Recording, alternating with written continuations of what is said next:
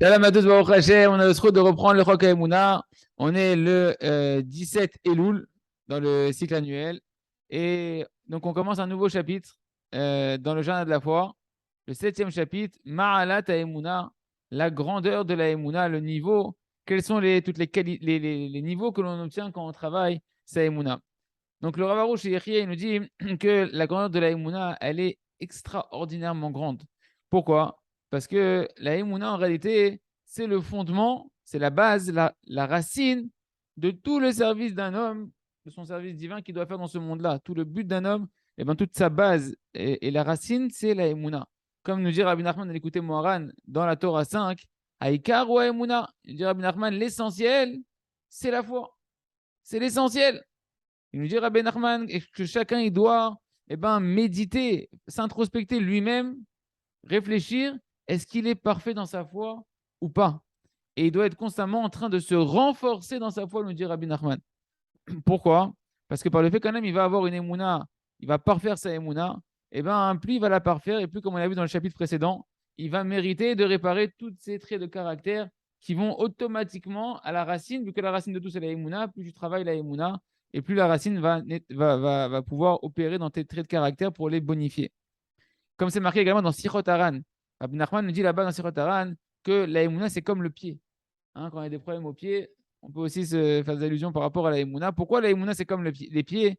Parce que de la même manière que le pied, tout le corps se tient dessus, et sur la Emouna, tous les traits de caractère et toute la Torah entière, elle repose. C'est le pied de toute la Torah et c'est le pied, le socle de tous les traits de caractère. Comme nos sages nous ont dit dans la Gemara de Shah, Bach Habakouk, il est venu Habakouk le prophète et il a mis toutes les mitzvot sur un seul et même pied. Tzadik be'emunato yahye, le tzaddik, il vivra par sa émouna. Et donc, on voit que véritablement, la émouna, c'est le pied, le socle sur lequel tout le service divin se repose. Quels sont les autres niveaux qu'on peut voir de la émouna? Dit le Rav, la émouna, c'est le canal par lequel toutes les abondances et toutes les bénédictions de ce monde, elles passent. Comme c'est marqué, Ish emunot, rov brachot. Un homme de émouna, un homme de foi, il est rempli d'une multitude de bénédictions. C'est-à-dire que celui qui a la foi, il, a il se met lui-même à avoir la capacité de pouvoir attirer à travers sa émouna toutes les brachot sur lui et sur tout le monde entier et sur tout son entourage. La émouna, haut niveau, c'est quelque chose d'extrêmement puissant. Pourquoi? Parce que, nous dit le Rav, celui qui va avec la émouna dans la simplicité et dans l'intégrité, sincèrement, sans commencer à philosopher et à faire des manières intellectuelles, il peut arriver, nous dit Rabbi Nachman, à travailler et arriver à utiliser ce qu'on appelle le ratson, la volonté. La volonté d'un homme d'avoir des désirs et des languissements d'amour pour Akadosh Baruch Hu, ça va se vitaliser dans le travail de la émouna d'une personne. Plus une personne va travailler sa émouna, et plus automatiquement, elle va commencer à sentir à l'intérieur de lui des désirs, des volontés de se rapprocher d'Akadosh Baruch Hu. Et ces désirs, lorsque une personne elle se remplit des désirs d'Akadosh Baruch Hu, elle peut se mettre à désirer essentiellement de vouloir faire ce qu'Hachem il veut de tout son cœur. D'où ça vient ça? On veut tous, quand on fait Teshuvah, avoir cet enflammement de vouloir servir Hachem de tout son cœur. Ça provient de travailler la Emouna. Nous dit Rabbi Nachman que la Emouna, elle amène au Ratson, elle amène à la volonté, que ça, et la volonté, c'est la force essentielle que l'on a à l'intérieur de nous-mêmes. La Emouna, encore autre niveau, nous dit le Rav, c'est que c'est la base et la racine de toute la Kedusha, de toute la sainteté de ce monde-là. Et un homme qui va mériter la Emouna, il va mériter automatiquement de se séparer de tous les mauvais désirs de ce monde-là. D'accord? Puisque vu que c'est la base de toute ta Kedusha, tu travailles ta Emouna, automatiquement tu deviens Kadosh. C'est-à-dire que tu deviens de plus en plus Kadosh et les choses sales de ce monde-là, elles s'écartent naturellement de toi par le fait que tu travailles la Emouna. Autre niveau, la Emouna, c'est ce qui va amener un homme à être patient, à avoir de la patience, à avoir de la tranquillité et du calme intérieur et avec son entourage. Et elle amène, comme on l'a dit, à tous les bons traits de caractère. Elle déracine de l'homme tous les mauvais traits de caractère. Car un homme qui a une foi parfaite, il a foi que tout ce qui lui arrive, ça provient de la providence d'Akadosh Baruch Hu et pour son bien. Et ça lui donne la force de supporter avec patience ce qu'il est en train de vivre dans sa vie. Tous les empêchements, tous les embrouillements. Et il ne va pas s'inquiéter de ça. Il ne va pas regarder ses soucis avec de l'angoisse parce que sa émouna lui donne cette sérénité à l'intérieur de lui qu'il est entre les meilleures mains qui existent. Également, c'est marqué dans Sefer Amidot, dans le chapitre de la émouna, de la foi. Là-bas, nous dit Rabbi Nachman que par la émouna, eh ben, on est directement béni. Et par la émouna, un homme, il devient intelligent. Et que par la émouna, eh ben, on peut réussir à comprendre, si on peut dire ainsi, à Kadosh Baruch Hu. Hein, plus une personne va travailler sa émouna, et plus eh ben, elle va avoir des facultés de pouvoir comprendre qu'elle à Kadosh Baruch Hu. Et par sa émouna, il nous dit Rabbi Nachman dans Sefer Amidot, en fonction de la émouna d'un homme, Hachem, il va lui pardonner toutes ses fautes. Plus un homme il travaille sa émouna, et puis il lui pardonne toutes ses fautes. D'où l'Aïd Bodédout. Quand tu parles à Hachem de l'Aïd Bodédout, tu es en pleine émouna, tu es en plein exercice pratique de la émouna, et donc ça pardonne toutes les fautes. La émouna pardonne toutes les fautes. La émouna, nous dit Rabbi Nachman dans Sefer Amidot, ça annule tous les décrets, tous les mauvais décrets. Ken, si les nations elles décrètent des choses sur nous, plus le Ham Israël se renforce dans la émouna, et plus eh ben, les nations elles ne peuvent pas nous atteindre. Et par la émouna, il nous dit Rabbi Nachman, un homme il arrive à Yishuv Da'at, à la fameuse prise de conscience qu'on a parlé, qui est tellement importante pour changer et pour pouvoir avancer. Cette prise de conscience des choses correctes, ça provient du travail de la émouna qui va amener de la joie dans le cœur de l'homme, de la sérénité, et donc de pouvoir avoir une analyse et une prise de conscience correcte. C'est également marqué dans l'écouté Moran Torah 7. Sache, nous dit Rabbi Nachman, que l'essentiel de l'exil, pourquoi il se perdure l'exil et pourquoi on tarde à avoir la Géoula, c'est uniquement à cause du manque de Emouna. Pourquoi on n'a pas la délivrance totale? Nous dit Rabbi Nachman, la cause principale, c'est un manque de Emouna. Et donc, on comprend que l'essentiel de la Géoula, de la délivrance, elle viendra en fonction de comment, nous dit Rabbi Nachman, on va parfaire le travail de la Emouna, que ce soit la délivrance globale ou la délivrance individuelle, Bat Hashem. Donc, Baruch Hashem, qu'on travaille la Emouna et qu'on puisse toujours, tous les jours, continuer à travailler cette Emouna, Bat Hashem Idvarach. On continue Bat Hashem avec Sha'arav Betoda, le jeûne des louanges. Achaim yafim meod, achaim metukim meod. Le Rav il chante toujours comme ça, surtout à l'époque, que la vie elle est très belle, la vie elle est très douce pour celui qui véritablement, eh ben, il travaille sa émouna, qui vit dans le monde de la émouna. Bémet, la vie elle est très belle. On a le Shabbat, les brachot, les tfilin, la Torah. Aujourd'hui c'est Rosh Chodesh.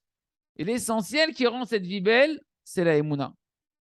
La vie, la beauté de la vie, essentiellement, eh ben, elle puise sa beauté dans la Emouna Agdosha, dans la sainteté de la Emouna. Parce que lorsqu'un homme il a foi que tout est pour son bien, alors il mérite la fameuse promesse qu'on a vue de Rabbi Nathan, que tous les mauvais décrets, tous les problèmes, ils s'annulent sur lui. Et il commence à faire naître en lui sa Géoula. Il attire sur lui déjà la Géoula Shlema, la délivrance totale. Donc il vit une belle vie. Ken. Mais donc le Rabbi me dit, c'est quoi le problème de tous alors? Pourquoi tout le monde ne vit pas une belle vie? C'est parce qu'en réalité, eh ben, on n'écoute pas Moshe Rabbeinu. Le même Moshe Rabbeinu qui est venu dans le désert, le même Moshe Rabbeinu qui vient dans la Neshama de Rabbi Nachman de Breslev, et aujourd'hui dans les Sfarim du Rav Arush. On n'a pas la émouna que tout est pour le bien. Et toute la guerre d'un homme face à son mauvais penchant, et en particulier face à la tristesse, au désespoir, à l'hérésie, à la dépression, etc. C'est quoi le combat? Ken, c'est ça que le Yetzirah va te faire rentrer. De quoi? De faire voir tout noir, que tout est noir, tu vois que les points là dans ta vie. C'est pourquoi on appelle le Yetzirah Yetzirah. C'est quoi Yetzirah, le mauvais penchant? C'est pas Stam le mauvais penchant. En réalité, Yetzer, on peut dire Yetzer, c'est juste celui qui va former. Qui va former quoi? Il te donne en réalité les yeux, il te forme en réalité une vision que tout est mal. C'est ça le Yetzirah. Il te façonne devant toi en réalité que tout, il te tourne tout ce que tu vois, te voir toi-même, voir ton entourage, les gens que tu côtoies, etc. Même Hachem Idvarach, Chazé Shalom, de le voir mal. De voir que les points noirs et que les défauts qu'il y a en toi, qu'il y a dans le monde et qu'il y a partout. Et avoir plein d'interrogations et au final d'être une personne qui est triste. C'est quoi le Yetzer Hatov? Celui qui va te façonner, Yetzer, qui va te façonner tout en bien. Il va te faire voir tout bien. C'est ça l'essentiel du Yetzer Hatov. Ken, Bochidouche sur la définition du Yetzer Hatov. Parce qu'en réalité, concrètement, il n'y a pas de mal dans le monde. Ken, c'est uniquement parce que sur l'homme, il y a sur l'homme des rigueurs, des accusations, Ken, qu'il n'a pas réussi à nettoyer, il n'a pas réussi à faire ce travail de la Emouna, de la Tchouva. Alors, à cause des accusations qui planent sur lui dans le ciel, il voit tout mal, il voit tout noir, il voit que du mal partout. Par contre, lorsqu'une personne elle a ce cadeau merveilleux qu'on appelle l'heure de Hitbo des doutes, que tout le monde doit se mettre, si vous écoutez ces cours-là, l'essentiel du message de tous ces cours, c'est de se mettre à faire cette heure de Hitbo des doutes, sinon tout reste de la théorie. Quand une personne il a ce plus grand cadeau qui est l'heure de Hitbo des doutes, alors un homme il commence à pouvoir tout redessiner positivement. Il mérite le Yetzer Atov, de voir tout pour le bien. Et s'adoucit sur lui toutes les rigueurs.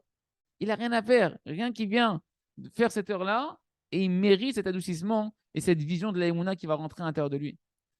Du ciel, on veut qu'en réalité, tout homme il puisse avoir tous les cadeaux les plus merveilleux qui existent, que tu puisses vivre sur terre dans un paradis, Ken, à plus fortement dans le monde futur. Et en réalité, qu'est-ce qu'on te demande? Qu'est-ce qu'on te demande sur terre véritablement pour pouvoir atteindre ça? Que tu fasses cette heure de des doutes, que tu te mettes à parler avec Kadosh Baruch Hu tous les jours pendant 1 heure, et c'est tout. Rien qu'avec ça,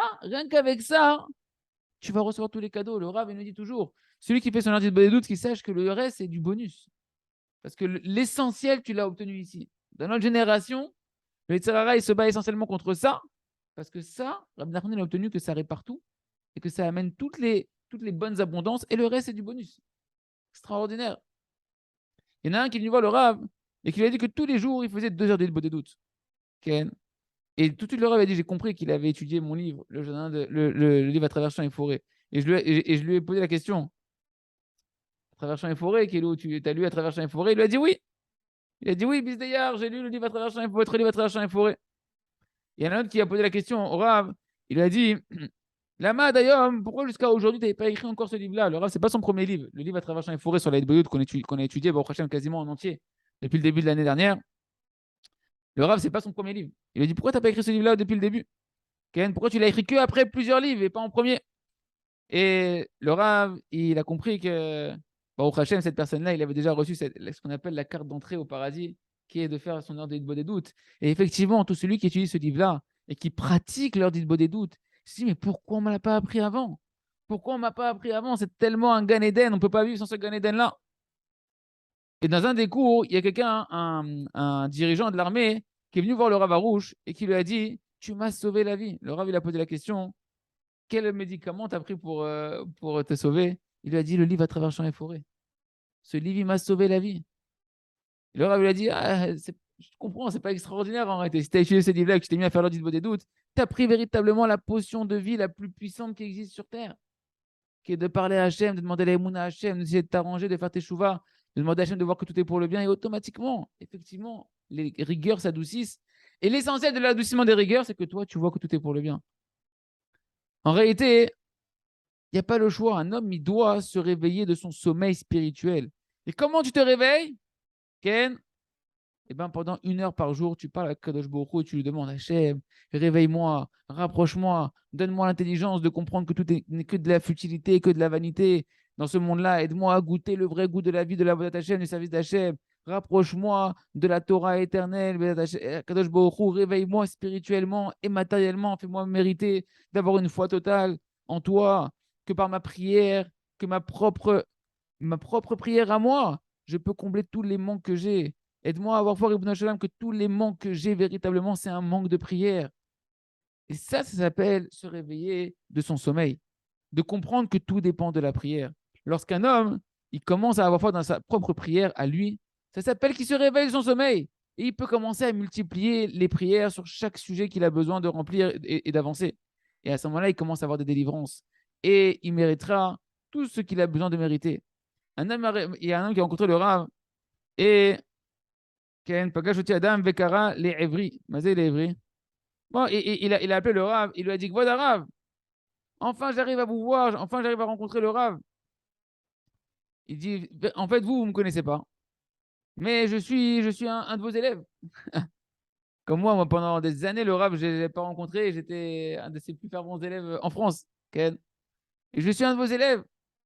Combien j'ai écouté de CD à vous, combien de livres j'ai écouté et j'ai étudié. Vodara, je vais vous raconter tous les miracles et les prodiges que j'ai eu depuis que je me suis rapproché de vous. Il a commencé à raconter au Rav que combien il était endetté, il était devenu très endetté. Et il avait vu que d'après la manière naturelle des choses, il n'avait aucune possibilité de sortir de ses dettes qui étaient énormes. Et il a écouté un des CD du Rav, où là-bas on doit avoir foi que tout est pour le bien, etc.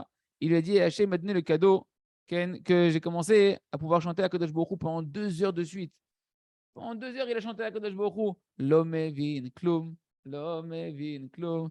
Rak ma'amin, she'akol letova.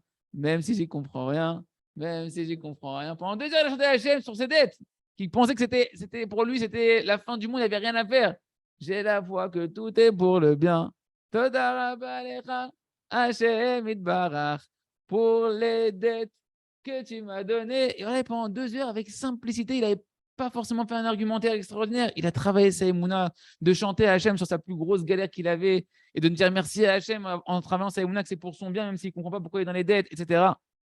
Et Vadaï, nous, on comprend tous maintenant avec tout ce qu'on a étudié, au Hachem, qu'en réalité, il n'avait pas le choix que de faire ce chant-là.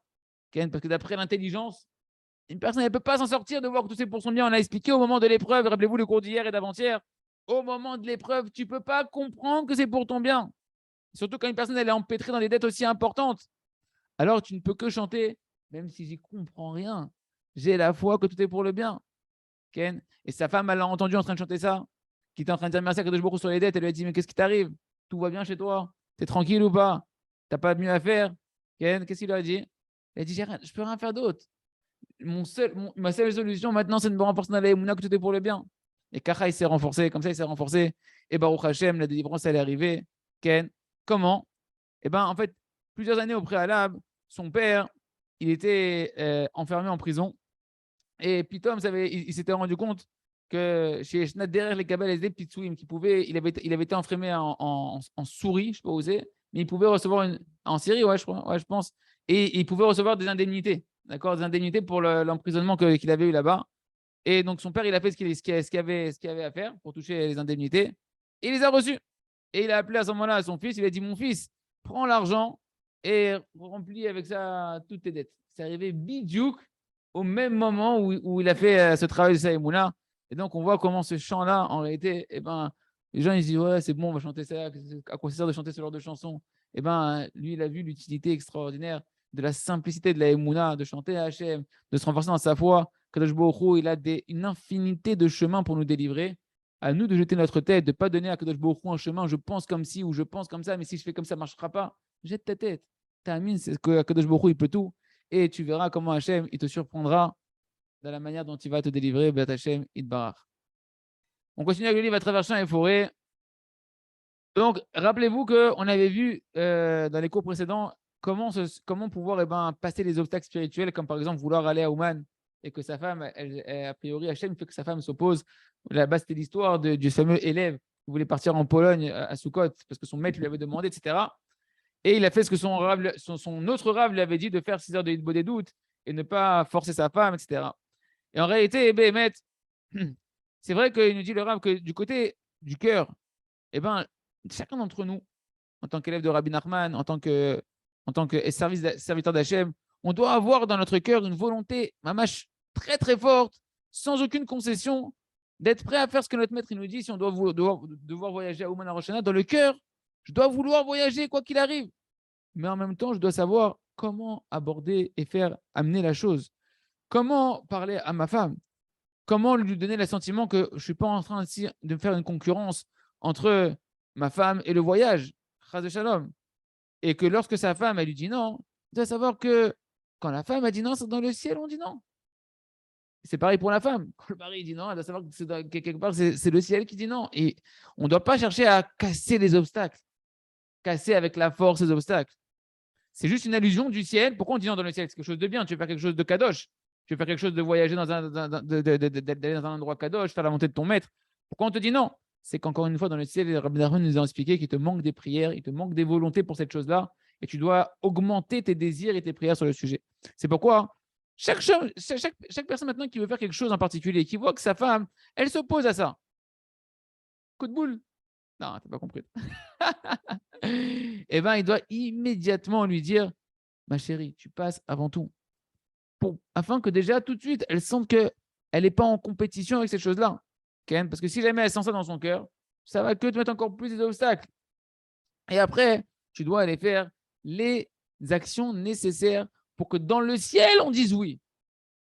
Dans le ciel, l'obstacle, il vient du ciel. Tu dois faire apparaître le feu vert dans le ciel.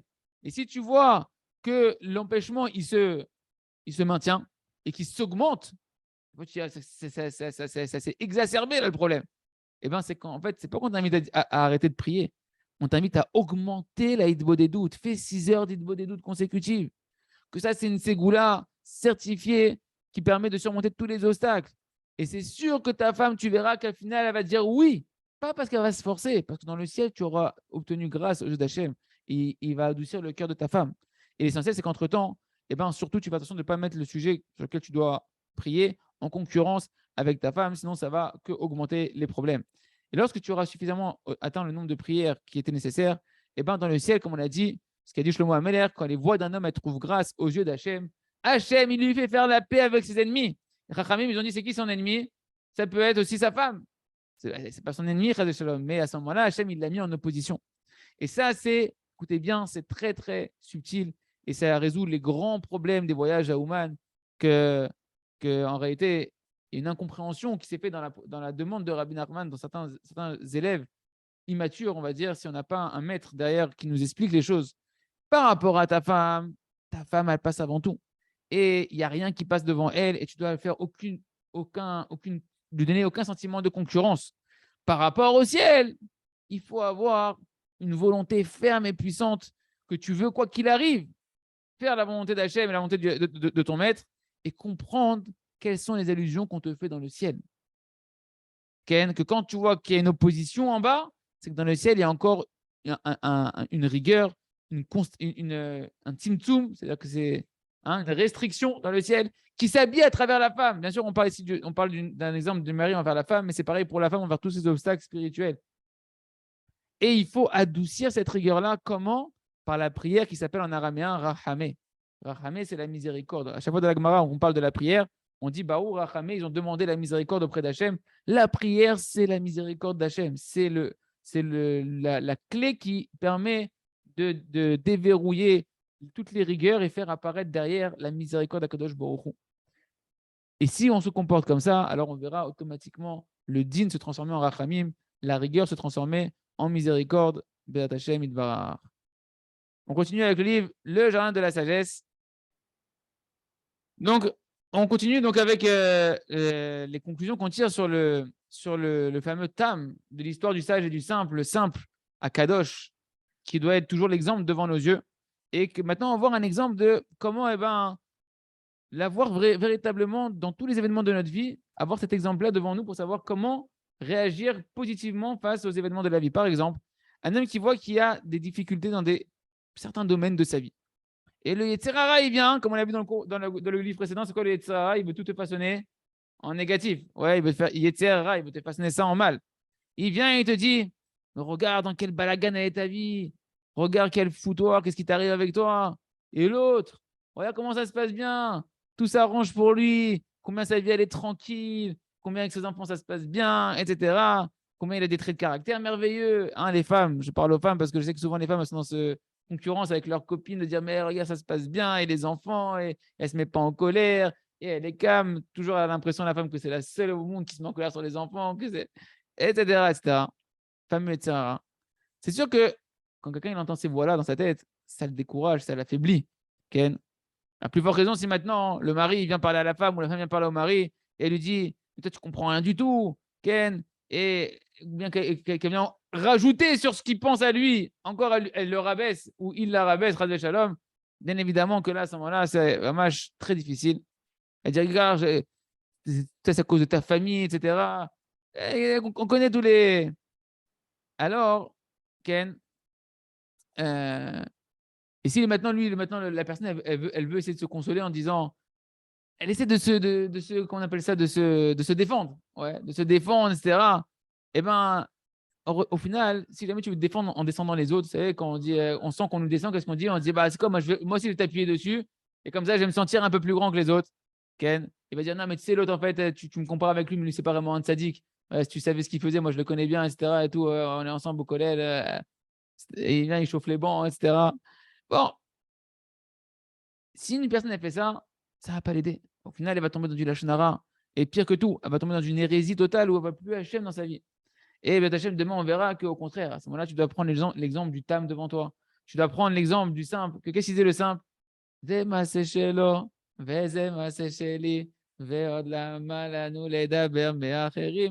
son histoire à lui, c'est la providence d'Hachem qui s'exerce sur lui. Et moi, c'est ma mission à moi. Qu'est-ce que je vais regarder les autres? Bien, je me concentre sur moi. en ayant à la fois que ce qui m'arrive, c'est ce qu'il y a de mieux pour moi. Hachem, on expliquera demain bien comment rebondir, parce que là, on a vu comment ne pas se comporter, mais toujours avec l'image du table, on pourra trouver comment bien rebondir. On continue avec le Sefer.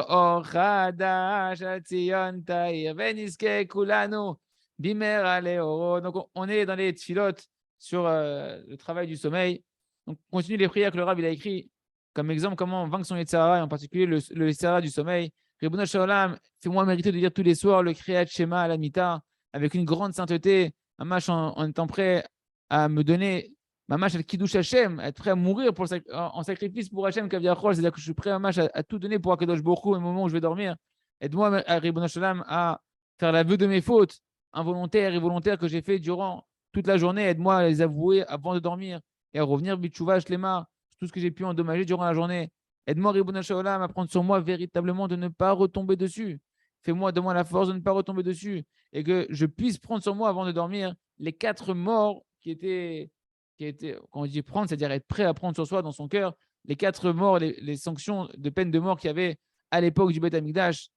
Ribono Shel Olam, aie pitié de moi, pardonne-moi toutes mes fautes, aide-moi à réparer ce que je dois réparer, tout ce que j'ai endommagé envers toi, Ribono Shel Olam, purifie mon âme, mon esprit, ma neshama, et attire sur moi ta miséricorde et que tu puisses ouvrir devant le Maneshama qui va bientôt, entre guillemets, partir dans le sommeil, toutes les portes de la miséricorde, les portes de la Emouna Gdosha, que Maneshama puisse rentrer dans le monde de la Emouna Gdosha au moment du sommeil, jusqu'à ce qu'elle puisse véritablement monter dans la Emouna vers ton visage lumineux de la Gdosha, jusqu'à ce que là-bas, Maneshama puisse se renouveler, que mon intelligence puisse se renouveler, et que je puisse attirer sur moi à chaque fois une nouvelle intelligence, une nouvelle Neshama, directement de ton visage lumineux à travers la Emouna Gdosha. Parce qu'on a expliqué plusieurs fois que quand on dort, si on est méritant, l'âme, elle monte dans la Emouna et là-bas, elle se renouvelle.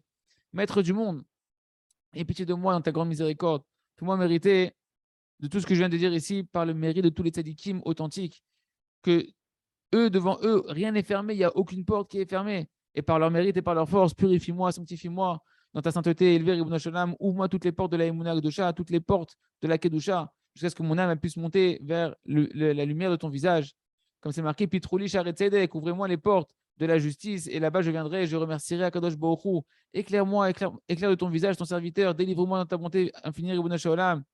Éclaire ton visage vers ton serviteur et enseigne-moi tes préceptes, Ribono Shel Olam. Fais-moi mériter d'attirer et de recevoir sur moi une nouvelle neshama, une nouvelle intelligence qui provient des 70 facettes de la Torah Gdosha. Fais-moi mériter, Ribono Shel Olam, de pouvoir percevoir et comprendre, grâce à ça, les 70 facettes de la Torah Gdosha. Éclaire mes yeux, Ribono Shel Olam, par la lumière de ta Torah. Fais-moi mériter, Ribono Shel Olam, de voir constamment le visage lumineux des tzadikim authentiques et de pouvoir recevoir leur visage constamment. Et que ainsi, leur visage saint puisse m'éclairer de ta miséricorde et de ta grande bonté, que je puisse ressentir à travers leur visage ton amour et ta grande pitié qu'il y a pour moi. Ribono Shel Olam, jusqu'à ce que faire en sorte que ce soit ainsi, jusqu'à ce que ma neshama elle puisse recevoir véritablement une nouvelle âme, une nouvelle intelligence directement depuis le visage des tzadikim amitim. Ça, en réalité, c'est un écouté de Philote, c'est un extrait d'un écouté de Philote de la Tfila 35 de Rabbi Nathan, pour celui qui veut la retrouver dans l'écouté de Philote. Le Rabbi continue, il rajoute encore des Tfilotes, il nous dit Vazorli, aide-moi, Ribono Shel Olam, à me préparer à dormir correctement. Aide-moi à être comme un lion, vaillant comme un lion, et de me tenir avec force durant toute la préparation que je dois faire avant d'aller dormir. Aide-moi, Ribono Shel Olam, à préparer mon réveil, Ken, et à préparer mon Keli pour faire une Daim le matin au pied de mon lit. Aide-moi, Ribono Shel Olam, à dire tout le Seder du Kriyat Shema, tout le texte du Kriyat Shema à la Mita, avec tous les versets et toute la bénédiction de Hamapil dans le livre, pas par cœur. Et aide-moi à la faire debout, sinon je risque de m'endormir assis, avec beaucoup de languissement d'amour pour toi. Et pitié de moi, Ribono Shel Olam, jusqu'à ce que je puisse recevoir véritablement sur moi le joug de ta royauté, le joug que je puisse recevoir le joug de ta royauté avec amour et avec dévotion avant de dormir et dire tout le Kriyat Shema la Mita, mot par mot, avec une grande concentration, en me concentrant sur ce qu'on appelle la Emunat HaYichud, d'avoir foi qu'il n'y a rien en toi, Ribono Shel Olam. Quand je fais le Kriyat Shema, c'est ça qu'on doit avoir, qu'on fait Shema Israël, Hashem Elokeinu Hashem Echad, c'est la Emunah qu'Hachem il est un, il est que amour. Et que je puisse mériter, grâce à ça, de pouvoir rentrer dans la Emunah au moment de mon sommeil. Et grâce à ça, que je puisse me renforcer dans mon intelligence encore plus durant mon sommeil. Et pitié de moi, Ribono Shel Olam. Aide-moi à confier ma neshama et mon esprit dans tes mains. Et que je puisse, mamash, véritablement mériter de prier avec Kavana les mots qui sont marqués dans le Kriyat Shema Lamita, comme c'est marqué Ha'ira Enai, Velo Eva Aluni Rayona, etc. Tous les mots qui sont marqués là-bas. Fais-moi mériter, Ribono Shel Olam, que tu puisses me sauver du mauvais œil et de la force de l'imaginaire qui peut m'attraper durant le sommeil. Au contraire, aide-moi, au contraire, pendant le sommeil, de monter dans la dimension du monde futur et d'attirer de là-bas le souvenir, de me souvenir constamment du but pour lequel j'ai été créé. Fais-moi mériter, Ribono Shel Olam, d'être mimari des Rouge Bénard, c'est-à-dire faire partie de ceux qui font une introspection quotidienne et que je puisse tous les jours m'introspecter, faire tes chouvas sur toute la journée qui est passée au préalable. Il raisonne que chacun il puisse faire ces prières-là, travailler ce mauvais désir qui est le désir de se déconnecter d'Hachem dans le sommeil et prendre ça en exemple d'Hachem pour pouvoir travailler sur tous les autres mauvais traits de caractère d'Hachem Idbar. On continue avec le Sefer, le jardin des languissements, Ganaga Gouim, le conte de la princesse disparue. Donc, Berourim, on va avoir ce qu'on appelle des clarifications. Il faut savoir qu'en réalité, comme on l'a dit plusieurs fois dans les autres Sfarim, dans les autres livres, chacun dans ce monde-là, il est là pour une mission particulière. Et cette mission, elle va faire qu'on n'a pas le choix que de passer par certains endroits, hein, des endroits qu'on doit passer par là-bas, des endroits dans lesquels, dans les réincarnations passées, on a endommagé des choses. Donc, des fois, les personnes ne comprennent pas pourquoi elles vivent certaines situations, pourquoi elle a dû passer par certains endroits, par certains événements dans sa vie, rencontrer certaines personnes dans sa vie. Mais c'était nécessaire et inévitable pour pouvoir corriger des choses qui ont été endommagées dans des vies antérieures. Et tu vas devoir clarifier des choses, tenir dans des épreuves, de devoir faire des clarifications dans certaines épreuves avec ces personnes-là et ces endroits-là. Parce que en réalité, tout ça, c'est lié à ta réparation et donc à travers ta réparation, à la réparation du monde. C'est pourquoi une personne, on ne laissera pas sortir sa princesse, Ken, tant qu'il n'a pas fini toutes ses clarifications. Des fois, une personne a dit, mais combien de temps je vais rester dans le pétrin, etc. Et pourquoi ça passe d'une personne à une autre personne et d'un problème à un autre problème? Parce que tu as encore beaucoup de choses à réparer et tu dois avancer. Et tu dois avancer avec ta émouna, avec le sourire, parce que tu es en train de réparer. Ça paraît difficile, mais ce sont que des réparations. Et sache que la mission est la réparation de tout homme, Ken, que ce soit sa part personnelle, tout ce qu'il doit maintenant travailler et réparer pour mériter sa Géoula, sa propre délivrance personnelle, ou bien que ce soit sa part dans maintenant la Géoula Klalit, parce que dans ce que il y a mes délivrances à moi, mais dans ce que je traverse, il y a aussi un projet global, universel, dans lequel je m'inscris aussi. Tout ce qu'un homme il doit travailler et s'occuper dans ce qu'on appelle la tikkun haolam, dans la réparation du monde entier. Tout ça, ça fait partie de ta mission. D'avoir des choses qui sont individuelles, des choses que toi, tu ne comprends pas, qui font partie d'un projet qui est global à l'échelle du Ham Israël global et du monde entier. Quand c'est marqué dans l'écouter Moharan, dans la Torah 5, que chacun doit se dire Kol haolam lo nivra ela bishvili. Ce qui est marqué dans la Gemara Sanhedrin, page 37. Tout le monde doit se dire tout le monde, il a été créé que pour moi. C'est-à-dire quoi? Que tout ce que tu es en train de vivre en réalité, tout ce que tu côtoies, toi, dans le monde, c'est en lien avec ta réparation. Ça ne veut pas dire que tout, c'est que pour toi. Non, c'est-à-dire que tout ce que toi, tu vas percevoir du monde, qu'Hachem va te faire percevoir du monde et te faire connecter, entre guillemets, quelque part dans ta vie avec une partie du monde et des personnes du monde et des événements du monde, c'est en réparation avec toi. C'est pour ta réparation à toi. Okay? Et donc, il me dit Rabbi Nachman, vu que tout le monde il a été créé que pour moi, tout ce que je vis en tout cas dans le monde a été créé que pour moi, je dois constamment voir comment réparer le monde. Parce que si on te le fait voir, c'est que tu dois réparer quelque chose. C'est qu'il y a un lien avec ta réparation. Comment je peux combler ce manque que je vois dans ma vie ou dans mon entourage, etc. Comment, il dit Rabbi Nachman, on répare? Par la prière. Ne cherche pas maintenant à retrousser tes manches, à vouloir faire toutes sortes de stratagèmes. Essentiellement, tu vas te mettre à prier pour arranger les choses. Et parfois, c'est pourquoi, parfois, même quand un homme, de lui-même, il a l'impression que j'arriverai pas à ma réparation, qu'on m'empêche. Ouais, une personne voit qu'il a des empêchements et qu'on le fait tomber, etc. Que sache que c'est pour une bonne chose, même si tu n'arrives pas à le déceler. Et tu dois, des fois, t'attarder encore dans un problème, pas forcément pour toi, des fois, c'est pour la réparation du monde. Il y a quoi? Des fois, il y a des personnes du monde qui dépendent de toi. Et toi, tu dois te soucier de faire des efforts pour eux. Peut-être que dans le passé, tu as fait fauter beaucoup de personnes et maintenant tu dois réparer pour eux, de les éveiller Bitchouva. Et tu dois chercher maintenant à combler le manque du monde en priant pour les autres. On ne sait pas en réalité, les amis, personne ne peut savoir véritablement qu'est-ce qu'il doit réparer. Mais ce qu'on est sûr, c'est que c'est pour notre bien que tant qu'on cherche à s'arranger et à prier pour s'arranger, alors Akadosh Baruch Hu, il utilise ça pour nous réparer ce qui dépend de nous dans le monde. Il se trouve donc que si un homme s'occupe de la prière pour le Ham Israël, et là toute l'importance de prier pour le Ham Israël, comme le Rav Arush nous dit de prier tous les jours une demi-heure pour le Ham Israël.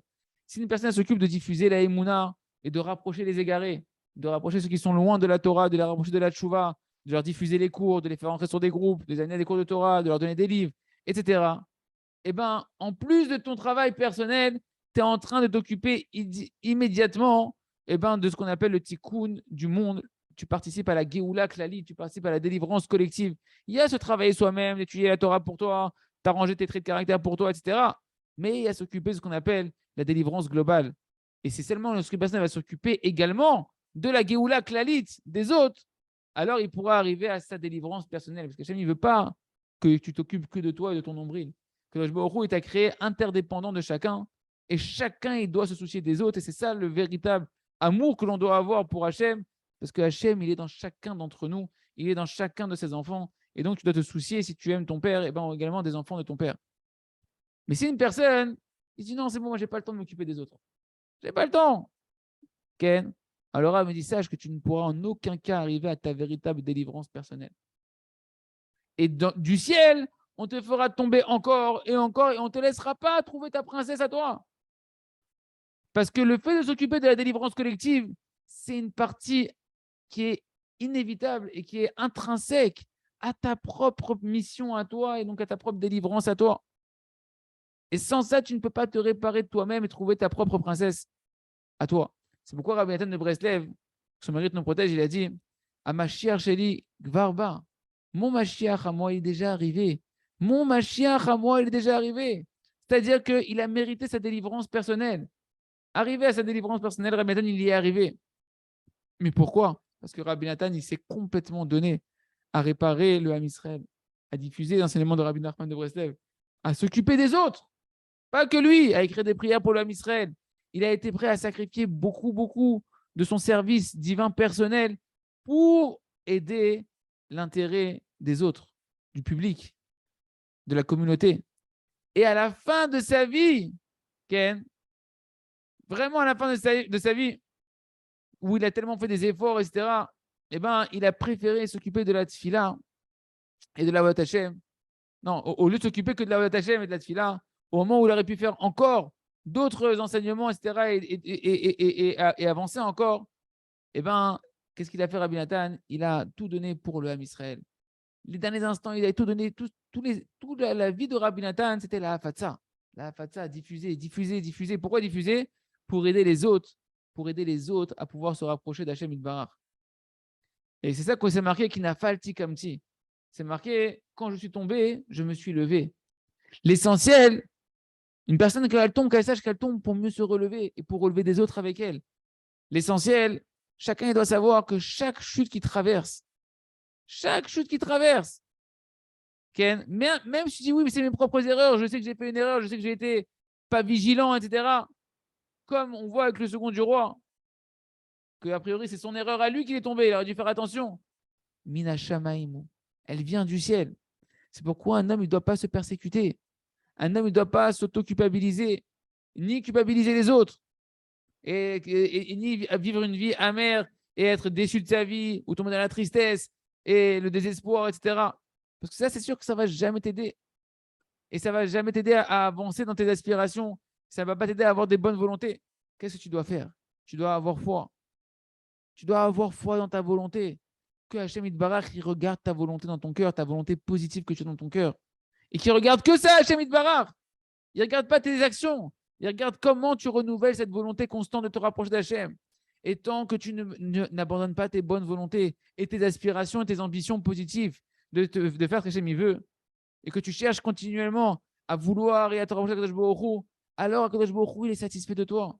Et tu dois donc directement pousser de ton esprit tout ce que tu as passé dans le passé, parce que le passé n'existe plus. Comme on dit, ce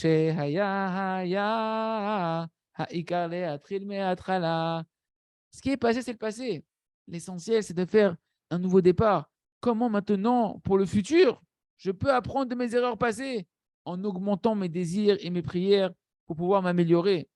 Et essayer de faire un nouveau départ avec beaucoup plus de force, de toutes ses forces. Et lorsqu'un homme, il tient bon dans l'épreuve de la chute. C'est-à-dire quoi? Qui ne tombe pas dans la dépression, dans la tristesse, mais qui fait un nouveau départ et qui se renforce à vouloir atteindre l'objectif qu'il avait fixé. Ça, c'est très important pour Akadosh Baruch Hu, encore plus que si une personne n'était pas tombée du tout. Et un homme, il doit se rappeler de ce principe-là, mamash, très très fortement, durant chacune de ses chutes ou chacun de ses échecs, et de faire avec ça à chaque fois un nouveau départ dans ses volontés, renouveler sa volonté, renouveler ses efforts, de faire tout ce qu'il peut pour se rapprocher de Kadosh Baruch Hu et de son service. Et si une personne elle fait comme ça, alors elle peut être certaine qu'elle arrivera à sa réparation et à sa mission parfaitement. Chazak ve nitrazek.